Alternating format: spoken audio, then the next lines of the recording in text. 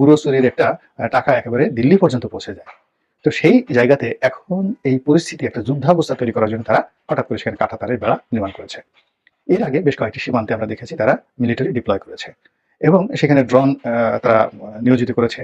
তারপরে ভারী যে আর্টিলারি যেগুলো রয়েছে সেগুলো তারা সেখানে মোতায়েন করেছে যেন যেকোনো মুহূর্তে বাংলাদেশের সঙ্গে তারা যুদ্ধ করতে পারে, বিমান হামলা করতে পারে, সার্জিক্যাল স্ট্রাইক করতে পারে এবং তারা বাংলাদেশের যেকোনো সময় সার্জিক্যাল স্ট্রাইক করবে। এই কথা গত ৪-৫ মাস যাবত আমরা এই হুমকি শুনে আসছি। তারই প্রেক্ষিতে এই যে চাঁপাইনবাবগঞ্জ সীমান্তে যা হচ্ছে, আমি মনে করি এটি খেলার বিষয় নয়। এটি আমাদের জাতীয়তাবাদের বিষয়, এটি আমাদের জাতিত্ব বোধের বিষয় এবং এটি আমাদের দেশপ্রেম এবং মানচিত্রের বিষয়। প্রয়োজন হলে আমরা সবাই জীবন দিয়ে দেব এবং সেই যারা ভিডিও দেখেছেন যে চাঁপাইনবাবগঞ্জবাসী যেভাবে খালি হাতে জীবনের ঝুঁকি নিয়ে ভারতীয় যে হানাদার তাদেরকে যেভাবে রুখে দিয়েছে, এর থেকে ভারতের মেসেজ নেওয়া উচিত যে তারা যত সহজে আমাদের সাথে গায়ে পড়ে যুদ্ধ করতে চাচ্ছে, বিষয়টি অত সহজ হবে না।